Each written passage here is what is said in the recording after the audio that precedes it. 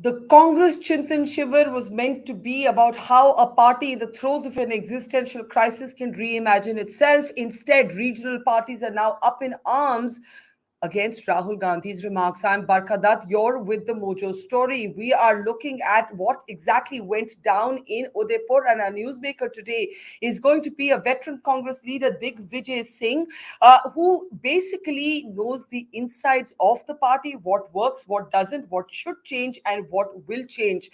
This, as Rahul Gandhi's own speech referenced senior leaders sometimes slipping into what he called depression, also making the argument that regional parties had no cohesive ideology like the Congress, and therefore they were not in a position to take on Prime Minister Modi. Those remarks creating a storm today with several, even Congress friendly parties protesting what Rahul Gandhi had said.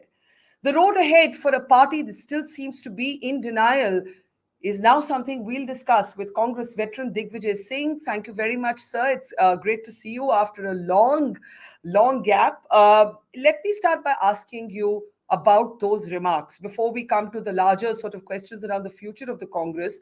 You have the RJD, the JMM, the Trinamool Congress, all objecting to Rahul Gandhi's comments on regional parties. Why did he make those remarks? What did he mean? Well, his remark was intended for political parties at the national level.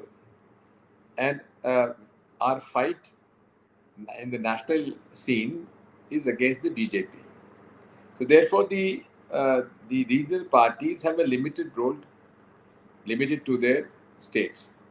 So therefore, it was made probably on the intent that it is the Congress party which can really take on the BJP as such. But if you see what's Sushmita Dev, your former colleague, formerly with the Congress, now with the Trinamool, she and several other leaders have made the argument that today in the states, it is the regional satraps who are managing to be the bulwark against the BJP, whether it is a Stalin, it is a Y.S. Reddy, whether it is a Mamta Banerjee, whether it is an Arvind Kejriwal. In fact, where the Congress and the BJP go head to head, that is where the BJP does well. So Mr. Gandhi's remarks were not accurate. Well, I think they have misunderstood the intent of Mr. Rahul Gandhi. He was talking nationally because it is the ideology of the Congress party, which the Congress party has followed from the very beginning. It's the only political party which has never, ever aligned or did any alliance with Bharatiya Janata Party. So therefore, I think his total intent was to target the BJP as such. Now, as far as the other political parties are concerned, one time or the other, they have had some kind of an alliance with the BJP in the last 2 or 3 decades. Hmm. Uh, what do you feel about the way the Chintan Shivir went? It seems like it ended with a whimper instead of a bang. There were no big sort of decisions. There was no decision on the leadership issue. There was some talk of restricting tickets to one family, but then there were caveats that allows effectively the Gandhi family to have at least 3 tickets. So, what do you feel? Do you feel disappointed with how it went? Do you feel that your party is a party still in denial about where it stands today?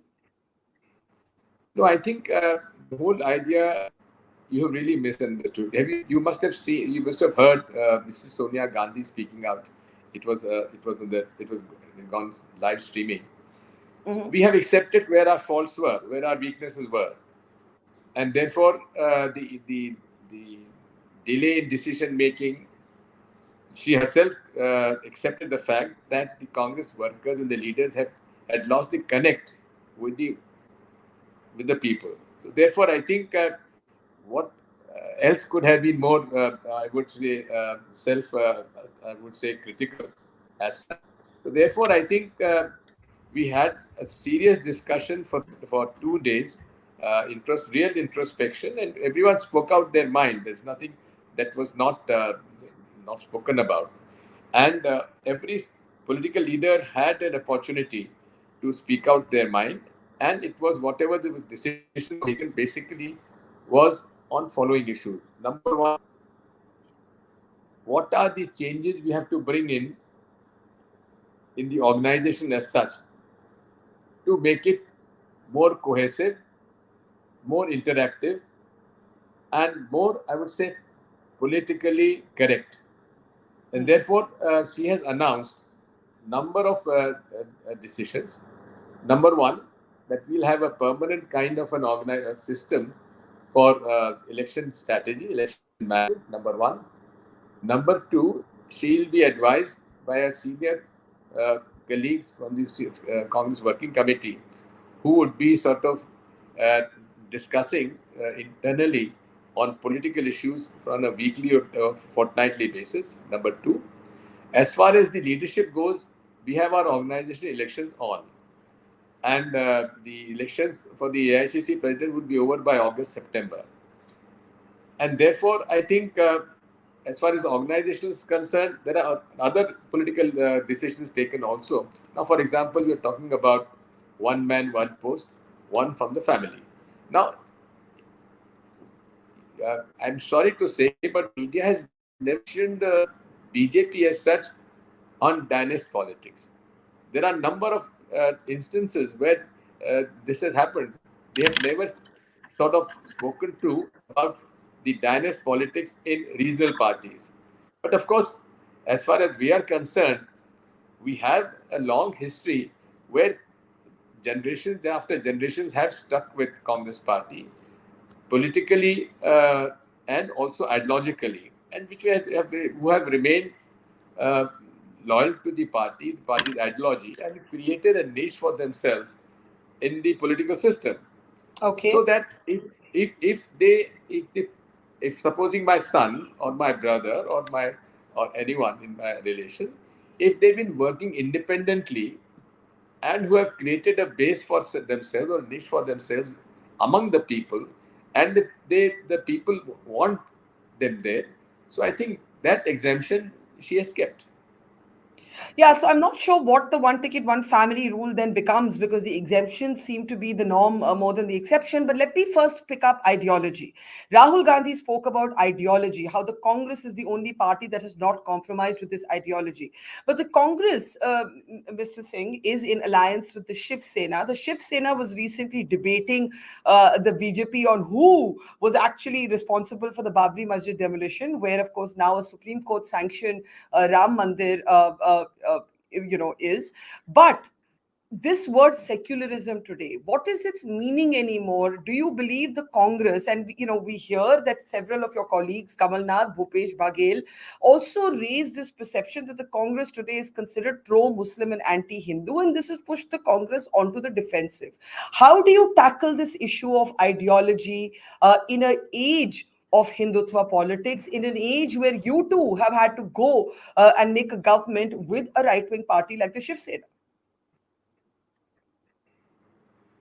First, you must understand Congress has never been either pro Hindu or anti Muslim or pro Muslim or anti Hindu.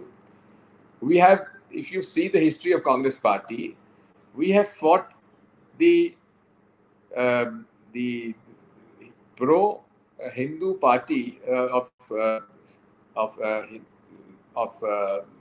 Hindu Mahasabha, and the RSS was not a political party then, but Hindu Mahasabha.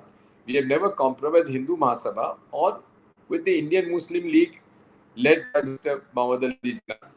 And later on also, we have never aligned uh, with the RSS and the BJP. As far as Shiv Sena is concerned, it is more or less a local Maharashtra tie-up, where the local leadership felt that it was important to keep the BJP out, and that is why this formulation was accepted. Although Mrs. Sonia Gandhi had reservation on that. As far as I'm concerned, I'm very clear on that. We belong to the Nehruvian Gandhian ideology, where we, as the provisions of the Indian Constitution, that every religion has a right to practice, preach, and also adopt whatever religion you want to. I think you are free to do that, but you can't use religion as a political weapon. This is something which Congress has never done, and we have never compromised on that.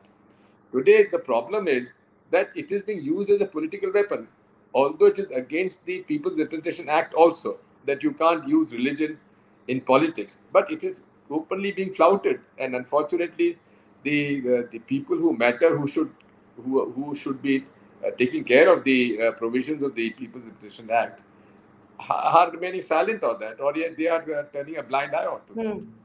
But This is what is important. but let's pick up something that's in the headlines today. The Gyan Vapi Mosque is now in the Supreme Court. The Hindu groups are saying that there is evidence of a shivling. The Muslim groups are talking about that being a water fountain. These are issues that are extremely political. This is an issue that could come back to Parliament. The Places of Worship Act could be amended. This could be a Ayodhya redux moment. What does the Congress do on an issue like this? Because if you look back at the Babri Ayodhya case, the Congress was on one side of the debate, but when the Supreme Court delivered a verdict, it was on the other side. So today, hasn't the BJP managed to push your party on the defensive on these issues? What, for example, is the Congress issue on the Gyan Vapi mosque? As far as Ram Mandir is concerned, our stand has been simple, that we shall abide by the decision of the Supreme Court. And we did that finally. We accepted whatever the final verdict was. It was accepted by and large by even the Muslims. As far as Gyan Vapi mosque controversy is concerned, it is totally against the act which was passed post Ram Mandir Babri Masjid demolition, and we stand by it.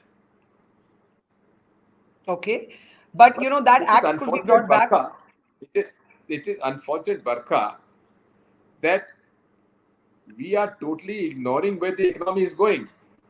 We are totally ignoring where the inflation is going. We are totally ignoring the rise in unemployment. Where are we heading? Our internal debt has gone up. Our GDP is not growing. Our inflation has touched a very high figure. Our rupee value has gone down. Why are we not discussing that? Why are we only concentrating on the issues which are polarizing the country, which we are sort of the way the whole thing is being handled? Yeah. Communal rights are being engineered. Don't you see a pattern all over the country? A small flashpoint is sort of brought around, and stone pelting starts. And after stone pelting starts, one religious group is targeted, although stone pelting is done by both sides. And then the houses are being demolished, law is not being followed. Why are we not talking? Why are we only discussing these communal issues? Why are we not discussing socio-economic issues? That's a fair question, and I would say that it is also a failure of opposition politics to be able to be there on the ground, leading, in a sense, ground mobilization on these issues. You can fault the media, but the opposition must take a share of their responsibility. And I think it's valid to ask you that if the Places of Worship Act, which by the way was brought in, I think in 1991 before the demolition, if it's brought back to Parliament, the Congress will have to decide which way it votes if there is sought to be an amendment. It was brought after the demolition, but it was brought after the demolition. Okay, but I will check that. Maybe I've got that fact wrong. But let me ask you the larger question. The larger question is this: on leadership. You said, why is no one talking about these issues? Why is no one talking about the economy? Why is no one talking about COVID deaths and their undercounting? Why is no one talking about the ban on wheat exports? My question to you is, why aren't Congress leaders accepting that politics is a full-time job, 24/7 job? Look at Gujarat, where you have a Hardik Patel who went on record to tell me that he's a working president without work. He said Rahul Gandhi doesn't understand that politics is a 24/7 job. Well, I can't sort of comment on what Hardik Patel has said, but I do agree that politics is, of course, 24/7. And of course, and there are people, they have their own ways of functioning. So I can't really comment on that. But The question is larger. You're right. You have a disgruntled Congress leader before a state election who says he's been trying to reach Rahul Gandhi for 25 days, and Rahul Gandhi has not got back to him. Shankar Singh Waghela told me the same thing, that Rahul Gandhi doesn't understand that politics is and political parties are living organisms. You have to meet people all the time. The most common feedback you get on Rahul Gandhi is that he's inaccessible to his own party leaders. What would you say about that? Isn't that a legitimate complaint for congressmen and women to have? Now, as far as Shankar Singh Waghela ji is concerned, he's been in and out of Congress party so many times, but can't remember where he is today, number one. As far as Hardik Patel is concerned, who's stopping him to sort of go around the state and campaign? He's a working president. The working president doesn't have to take any orders from anyone. He has to create a space for himself. Hardik is a very fine boy. He's in touch with me also, and he's got a lot of potential. But why is he looking up? He should look on the ground, on the field. Who's stopping him from touring the state of Gujarat? Who's stopping him from taking on the misdeeds of the BJP in Gujarat? And I think this is something which he has to take on the BJP himself. Why should he wait for Mr. Rahul Gandhi's instructions? Well, because is Rahul Gandhi the leader of the Congress party or is he not? This is a party that hasn't had a full time president for the last 2 years. Mr. Gandhi's visits abroad at a time when his party is in crisis, they continue to raise eyebrows, not just by the BJP who targets him and all of you for it, but by people who now then see him as a non serious politician. I mean, isn't that something you'd agree with, Mr. Digvijay Singh? No, I don't agree with that. He is politically correct. He's ideologically correct.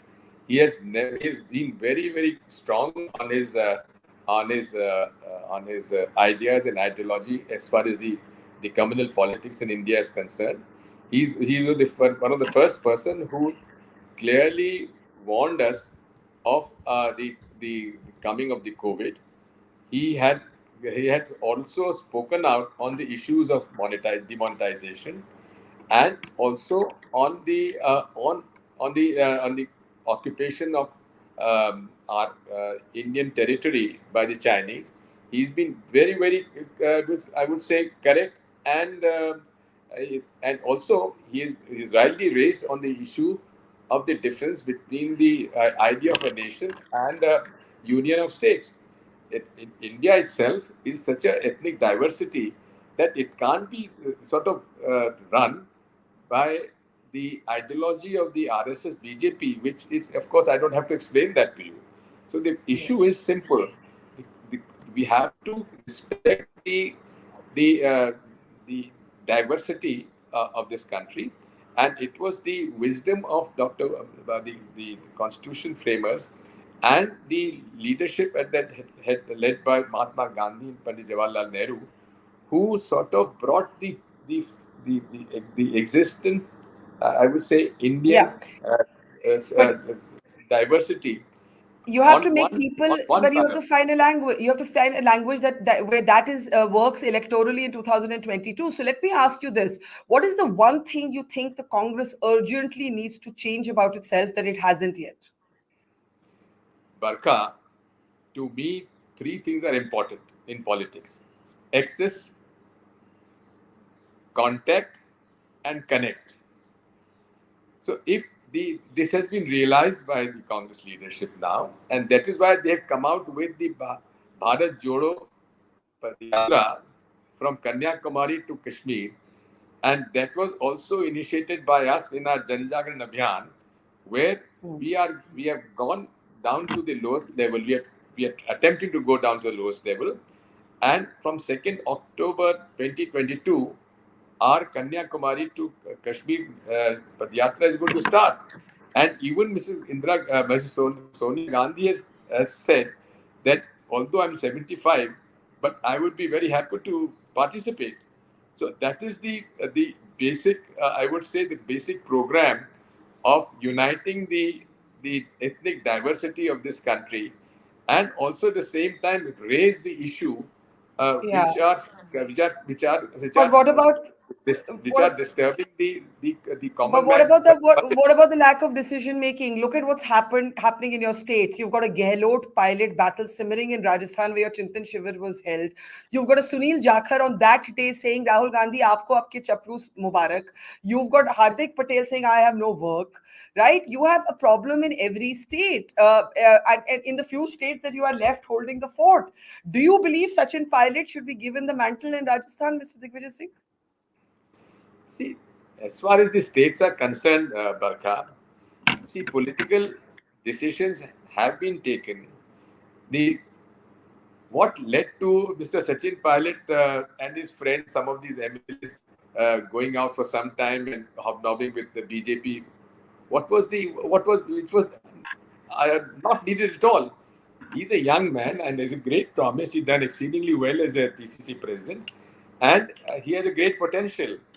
But this kind of action, when he's himself is a deputy chief minister, holding number of portfolios, and he's like my son to me. So I've also I'm in touch with him. He's got a huge potential, and I think he has realized that, and he's working very hard in his own way in the state of Rajasthan. And both Ashok and they are both working together. The others, I mean, you know that I've been in this job for too long to believe that Ashok Gehlot and Sachin Pilot have been working together, right? I've now been a journalist for some 30 years. So no, अब ये किसी और को Barkha, बताइएगा कि they're working very well together. Barkha, you've been in journalism for 30 years and I've been in politics for 50 years now. So I know, so I know that But although I'm not sort of trying to compete with you, but you have done exceedingly well nationally, internationally also. But the point I'm trying to make is that, you know, in a political party, one has to live to and work together. I had my issues, and when I became a PCC president, I was a young age, 38, and there were stalwarts in Madhya Pradesh, but we all worked together. Even as a chief minister, I worked with all these stalwarts of Congress party in Madhya Pradesh. You know that. But the yeah, point I'm trying to make is, in politics, one has to, and that too in Congress politics, you have to learn to give and take. Not only give and take. So we have to work as a team, as a family, and this is the basic difference between the Congress party and the BJP. okay. BJP, there is only RSS which drives BJP out and out. As far as we are concerned, I want to ask you one thing. How many political parties do they have organized elections? Please tell me. Why media never questions any political party about democratic functioning of the political parties? But everyone sort of raises a finger as far as the Indian National Congress is concerned. We Hmm. have elections going, and when people say that why are you sort of trying to push only one family, I always tell them only one thing: who is stopping anyone from contesting the election against the Mrs. Sonia Gandhi or Rahul Gandhi or Priyanka ji? Priyanka. It's all open.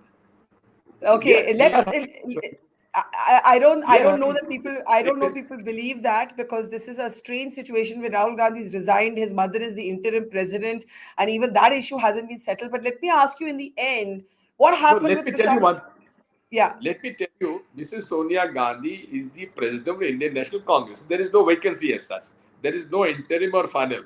She is the president of the Indian National Congress, and she would be there till the next president is elected. So wait till August, September 2022.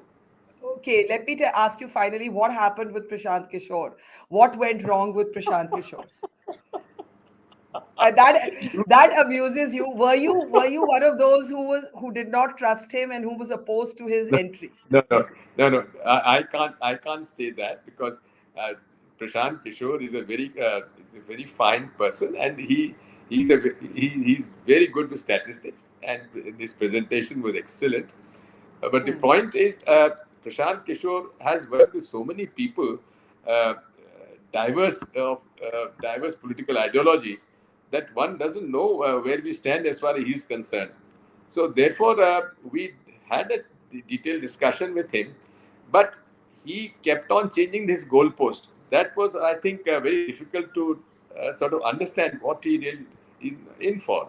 So I was a part of the discussion in which the Mr. Prashant Kishore was giving his presentation to a group of Congress leaders. I was one of them, and I was very positive about it. In fact, had my request to Prashant Kishore was that you have to first finally take a political stand, whether you are with the Congress party or not with the Congress party. You are coming here as an activist or active Congress leader with political ideology. He himself confessed that he's politically he's with the Congress party. So then I had to say that consultancy to all other political regional parties you'll have to give up. This is what our general discussion was. But then he was not very clear about it. But For he says IPAC, for yeah. IPAC, he said that I have nothing to do with IPAC. I don't have any investment in that.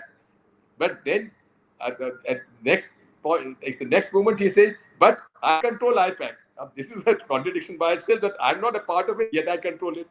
So all these things sort of led us to say we gave him a clear offer that he said. He said empowered action group should be constituted. We said, fine, be a part of it. You can head it also. But then he declined. Okay, two things there. One is that the offer that your party made to him was after the IPAC signed up with the TRS in Telangana. So, if the IPAC's consultancy to other regional leaders was the problem, why did the Congress party make an offer after that? And secondly, it is my understanding that he wanted the party constitution to change to give this empowered group a certain structural authority and powers, and that was the disagreement. There was no dispute on that at all. In fact, sorry, but I'm letting out something which I should not be doing. But it's a fact that he clearly said that he is not going to sign with the TRS until our discussion is finally either accepted or not accepted. He promised us. And the next thing we learn is he catches a morning flight and goes to Hyderabad and signs, and IPAC signs with TRS. So we were misled. But if you had such a problem, why did you make him an offer after he came back? No, still we said, okay, fine, you've done that. If you want to do it, we are to it. We didn't want to close our discussion with him, but he should have been very clear about it. That we have no problem with Mr. KCR. KCR should also accept that it is only because of which he had only 2 members of parliament from TRS, and yet the Telangana state was given. Should he not feel obliged to the Congress party for going out of way and created a state of Telangana? So if you had to identify, not accept. I mean, the fact is that the Congress and the Telangana, the TRS are major competitors on the ground in Telangana in the upcoming elections. So that would have been indeed tricky. But my question to you is, if you had to identify one factor because of which, and obviously Mr. Kishore has a very different perspective. He's given us an interview as well. But according to you, what was that one factor on which talks broke? You see, he was not very clear. And frankly, I have nothing against Prashant Kishore. And I've known him for about 5-6 years. And I've known Mr. KCR also. KCR and I have had excellent terms. And we have known each other for a long time. But we had no objection also. If he had played straight and said, fine, I will have a tie-up with KCR, we had no objection. Because even after tying up with KCR, we said, fine, you have done it. What you had not promised not to do, fine, you have done it. You have no problem on that. And you accept our proposal of empowered action group to take charge of that. But he had some other issues also. He wanted a clear, direct access to the Congress president. Then he wanted to only sort of a lot of other things also in the package he wanted, which was a little difficult to digest. As far as Congress, so are you saying IPAC? Are you saying as far as constitution changes in the constitution is concerned, he had no problem on that. But IPAC, he's argued he doesn't control anymore. He founded it, but he doesn't control it. See what I'm saying? He doesn't control it, but then stays in KCR's house and signs the IPAC deal with with TRS, and yet he says he doesn't have any control over it. Is it not contradictory? It's great to see you here. Thank you for watching our work. If you haven't subscribed yet, don't forget to click the bell icon and subscribe to Mojo Story and support independent, robust journalism.